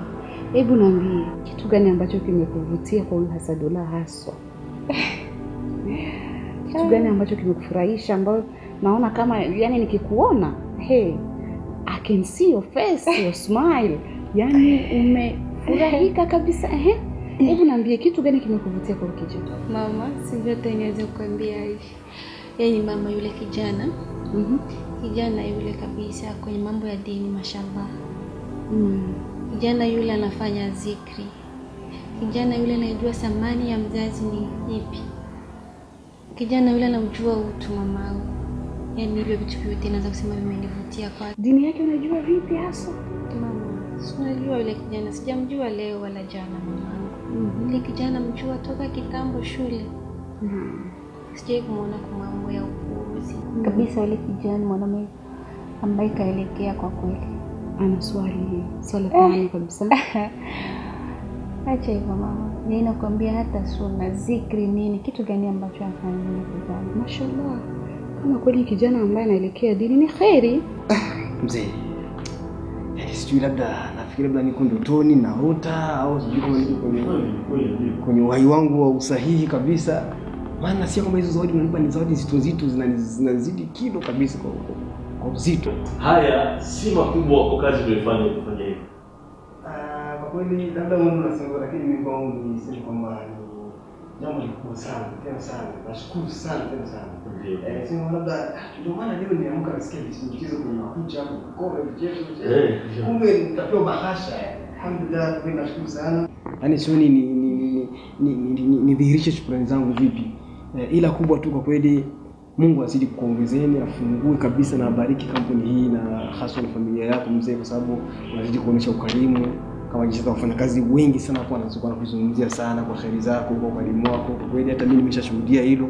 Kwa hiyo nashukuru sana tena sana. Mungu azidi kuibariki kabisa kampuni yetu, na napoahidi kwamba nitahakikisha kabisa kama nimekuwa nafanya juhudi ya pasenti 50 hivi, nataka niongezee yani 100 kwa 100 sasa. Ili nihakikishe kama hizi nilivyosema kipindi kile kwamba mimi sipendi niwe mwingi wa maneno, nataka niwe mwingi wa action, vitendo. Kwa hiyo Mungu azidi kubariki zaidi. Na ndio na sisi tunataraji uzidishe zaidi. Kwa sababu ikiwa utafanya zaidi vile vile utapata malipo zaidi. Mafanikio yote mimi napata kutokana na kazi zenu. Bila kufanya hii kazi namna hii singekuwa mafanikio. Wala leo nisingekuwa najisifu kwamba na kampuni kubwa kama hii. Yote ni kutokana na wafanyakazi. Kwa hiyo mimi nashukuru, kila atakayefanya vizuri lazima atapewa malipo yake mazuri na zawadi. Nashukuru sana. Na huyu msafara wa Brazil ni huyu mwaka au mwakani? Wiki jana. Yaani siku wiki jana. Ala. Haya basi nashukuru sana. Yaani nianze kujiandaa. Acha wewe. Basi kwa hiyo unaweza kuendelea na kazi zako. Naam. Nafikiri utapitia cheki yako kule. Kwa Naila atakupatia. Haina tabu. Nashukuru sana. Kupitia Mungu kubariki. Kupitia cheki yako kwa Mungu kubariki mzee. Akupatie mzee. Afya nzuri. Baraka tele katika familia yako na kudumisha mwanzo. Nashukuru sana. Nashukuru sana kwa naam. Nashukuru sana. Asante. Sababu sisi wote ndio ambao tunatafuta kwa wanetu, wapate wanaume wenye dini, wenye kumjua Mwenyezi Mungu. Ikiwa atakuwa anamjua Mwenyezi Mungu, hata wewe atakupa malezi mema ya kidini mashallah. Kwa hiyo mwanangu, ikiwa unampenda Sadullah, basi mpendee kile anachokipenda. Silaha kubwa ni wewe kwenda kumfanyia mazuri yule mama yake, kumpa faraja, kumpa mapenzi ya dhati. Ajihisi kwamba amepata binti na yeye, kwani ana mvulana amepata msichana. Yani wewe unakuwa rafiki wa yule mama kipofu, unaenda kumtembelea, unamfanyia ihsani, unampa faraja, anajihisi kwamba amepata binti mpya, yani kama dada yake ya Sadullah. Atakapojihisi hivyo, mapenzi yakiwa makubwa katika moyo wake, basi ndio utakuwa umempata Sadullah. Mama, kweli nikifanya ile ndafanikisha. Tena mafanikio makubwa sana. Kabisa. Kweli. Kabisa. Mwanangu, mwanaume ukimpenda mpende kile akipendacho, utakuwa umepata kabisa njia nzuri ya kumpata. kwani hisia za Asadullah nyingi kubwa za mapenzi ziko kwa mama yake. Sasa na wewe kampende yule mama, afu utaona Mwenyezi Mungu atakufariji vipi katika njia hii. Na wewe ndiye faraja. Yaani mama, sikufichi, nilikuwa nimeshakosa. Silaha gani nadhani kaitumia. Basi hiyo ni number 1. Kabisa kabisa. Mama, kwa kweli nashukuru kwa ushauri wako.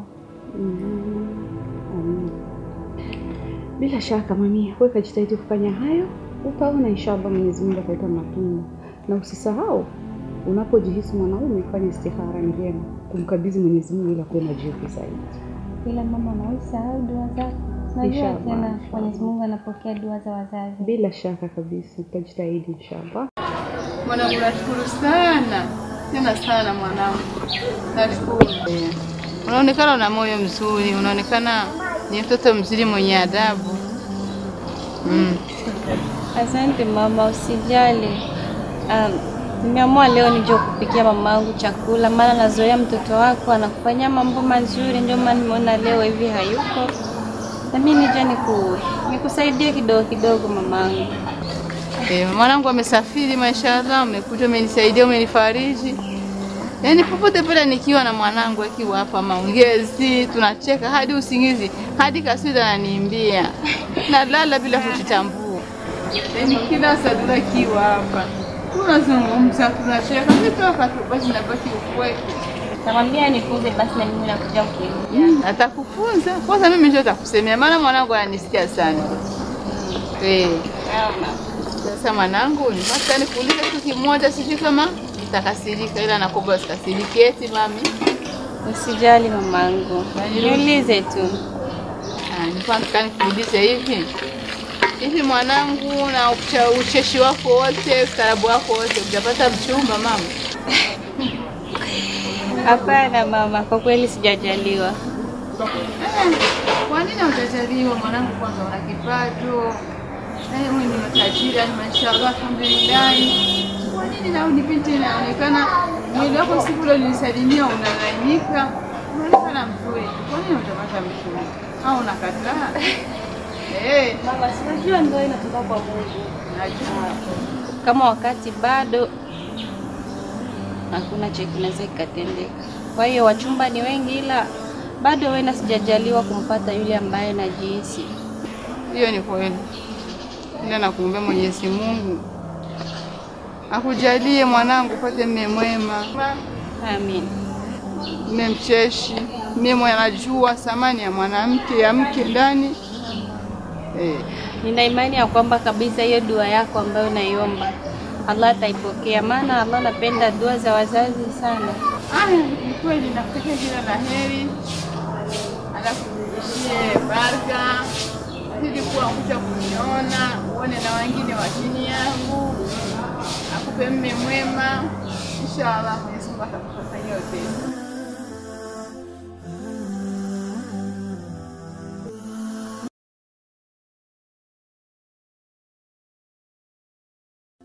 ترجعونها إن كنتم صادقين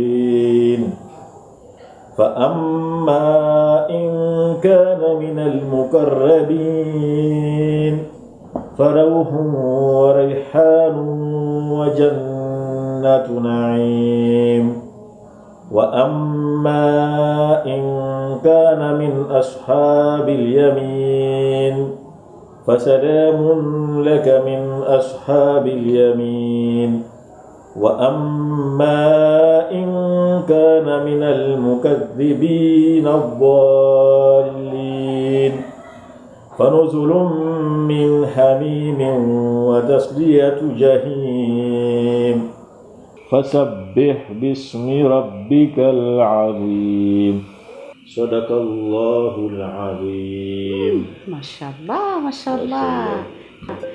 Na kitu ambacho hadi sasa sija kinaika 100%.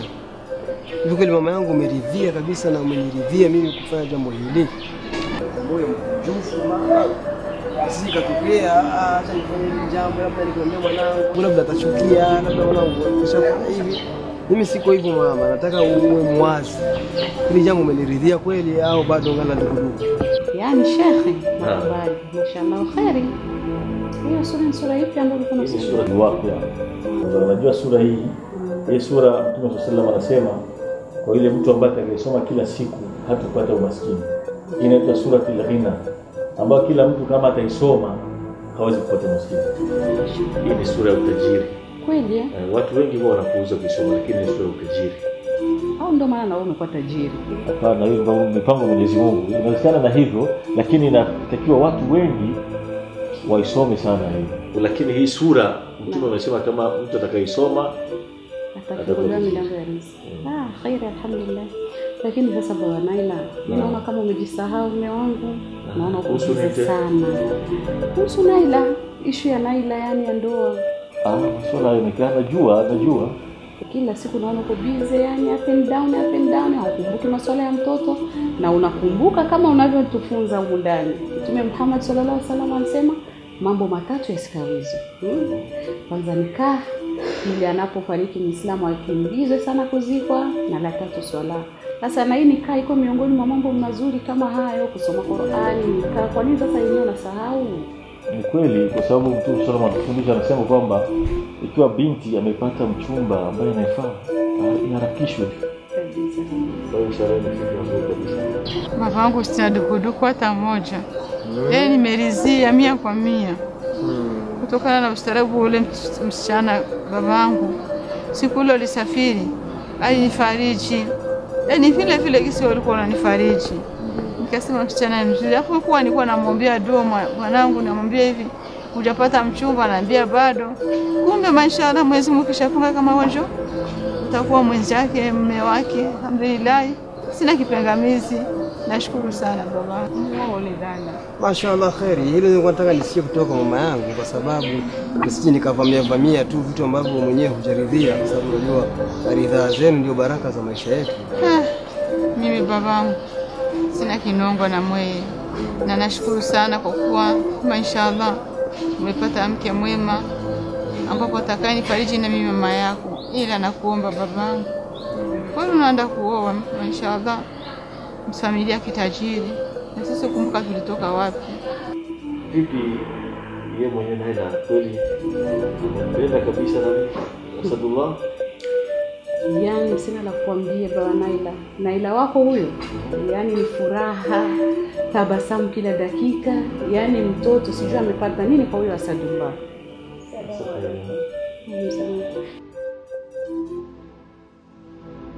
Zifa, umeshaandaa chakula cha jioni? Chakula ni kama tayari. Kitu kitachelewa ni kama ya mzee. Usisahau kuweka hiliki kwenye kahawa. Unajua napenda sana hiliki. Ndio. Basi fanya mti mzuri huyu wewe. Yaani nakuwa nimeshaanza kupika na kupika chakula kama jinsi unavyojua ninavyopika. Hivi sasa nakuwa na improve yani. Ukipika sami ambayo unaipendaga ile napika, hautatofautisha, utajua ni mke wangu ama ni yeye. Hebu kwanza chukua mwanangu. Kiao. Tunafundisha kitabu mkao. Uwe makini baba na ile ndoa yako. Uwe makini, ujishushe mbele ya wenzako. Mwenyezi Mungu atakurahisishia. Na kingine cha pili na kuomba baba wangu, unajua tulikuwa tunaishi mimi na wewe tuko wawili. Ulikuwa nifariji sana baba. Ulikuwa unijali. Ulikuwa unisamini kila kitu. Mwenyezi Mungu nakuomba baba wangu unirahisishie. Usibadilike kwangu. Twende tuishi wote kwa mke wako. Niwe nakusikia sauti angalau. Unifariji kwako kusiishi baba wangu nakuomba. Mama, hilo usiwe na wasiwasi nalo, kwa sababu tumeshakubaliana nalo na Naila mwenyewe. Siku hilo ulimuomba hilo na amekukubalia, karidhia, akasema hilo haina matatizo. Mama, lazima tutaishi na wewe daima na milele. Labda kifo ndio kije kututenganisha. Hiyo ina taabu. Kwa hiyo hapa itabaki tu kuangalia mpango mzima utakayebaki hapa, maana tunabadilisha maisha sasa mama. Nashukuru sana baba wangu. Baba Naila. Ila kweli ndio mtoto mzisia zinamsumbua. Sababu mimi kijana Sadullah namuona tu kweli, lakini sijui kweli kama dini yake vipi, maadili yake yako vipi. Na ila ukimuuliza anakuambia iko vizuri kabisa, na mtambua toka kitambo shule. Ni kijana ambaye anasoma, anamjali mama yake. Ndio sasa wewe ambao unatumika naye na bwana. Kwa Asadullah kwa kweli mimi ninapomuona kiunje naona kama iko sawa. Kiundani anajua Mwenyezi Mungu. Na hayo tumwachie Mwenyezi Mungu, lakini namuona hata wakati wa swala anaweza kaacha kazi kwa kufanya ibada zake. Kikweli naona kama anapata malezi mazuri. Tunahitaji kwa mama jamani. Vipi yeye na ile mwenyewe anasema aje kuhusu amempenda sawa sawa? Yaani lizazi mezidi yani utabasamu kila dakika kwa kijana. Kweli? Labda mwite Mwenyezi Mungu. Mungu ajalie kila la kheri. Inshallah. Mwite muulize tusikie. Naila. Mama. Hebu njoo tuzungumze kidogo. Mama na Salamu alaykum. Salamu. Wewe na wewe.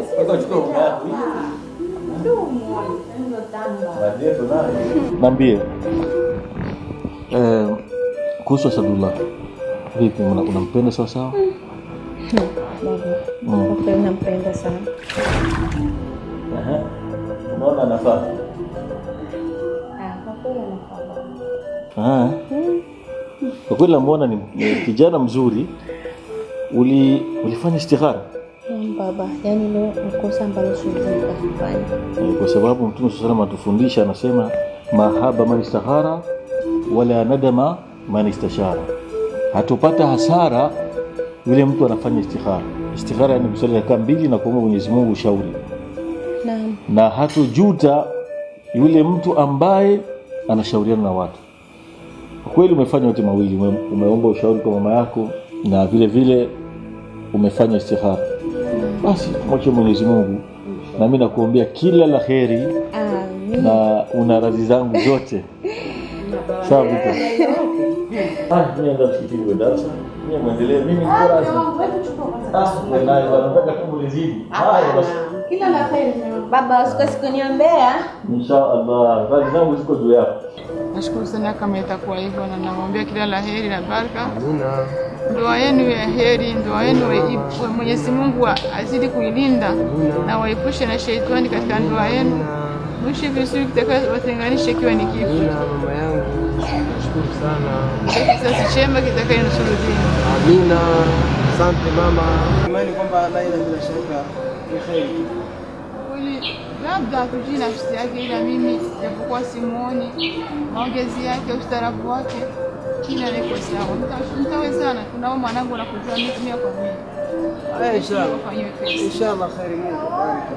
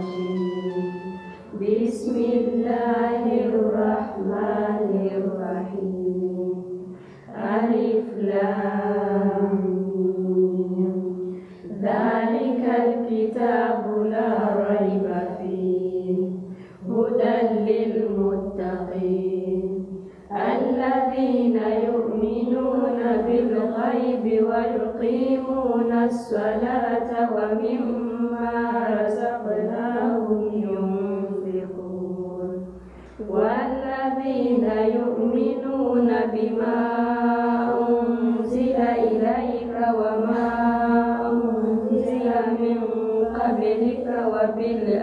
الآخرة هم يوقنون أولئك على هدى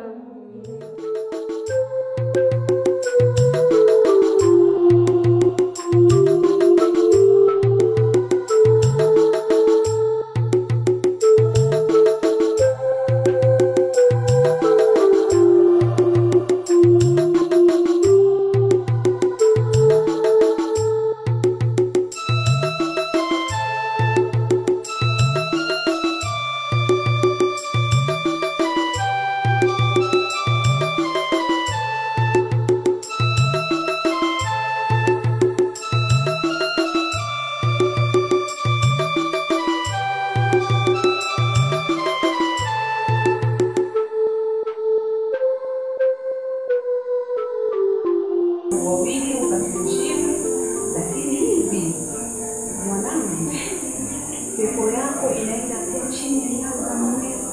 Wanaume ndio viongozi wa wanawake. Uko kutuheshimu na baba yako, ukitupenda zaidi, haya mapenzi sasa peleka kwa mumeo, sababu ndiye njia pekee. Lazima umtii kweli wa kumtii. Inaitwa kwa atuzauji. Kama haukumtii mume wako, ni msiba mkubwa sana. Inshallah. Ndio maana Mtume wetu Muhammad sallallahu alaihi wasallam ametuhusia mambo mane yatakayomuingiza mwanamke peponi.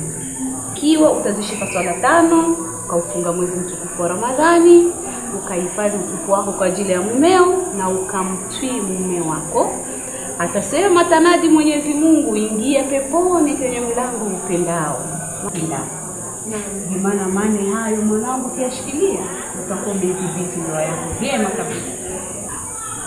Kuna binti anaitwa Asma alienda kwa Mtume Muhammad sallallahu alaihi wasallam, akamwambia ya Rasulullah, wanaume wanaenda wanapigana jihadi, wanapata ujira na fadhila mbele za Allah. Kwa nini na sisi wanawake tusipigane jihadi ili na sisi tupate fadhila na sisi tupate ujira mkubwa? Sikiliza jibu la Mtume Muhammad sallallahu alaihi wasallam. Akamjibu Asma akamwambia, ikiwa mtawatendea haki waume zenu, kuwapenda, kuwafanyia ihsan, kuwafanyia subira iliyokuwa nzuri, imetoshekana kuwa ni jihadi fi sabilillah, na ujira utakaopata ni kama wale wanaume wanapigana jihadi. Kwa hiyo kumbuka kwamba hivi sasa mume wake ndio njia pepo yako, na vile vile ndiye jihadi unaenda kupigana. Unaweza kukuta mazuri kukuta mabaya, lakini umempenda mwenyewe. Kwa hiyo uwe na subira iliyokuwa nzuri. Kwa hiyo mwanangu, ndio unaenda kwa kijana tabia. Alafu usisahau kwamba na mama yake ambaye ni mlemavu wa macho, kipofu, maskini ya Mungu. Kumbuka kitu kimoja, pepo ya tabia ni yule mama yake. Muwe binti mwende, mtendee ihsani.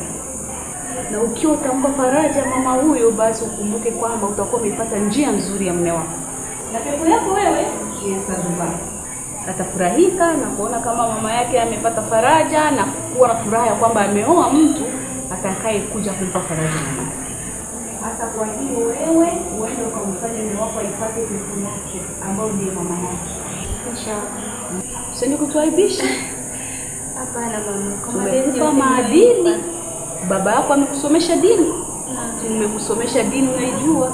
Sio uende kwenye ujumba wako uje kutuaibisha mwana.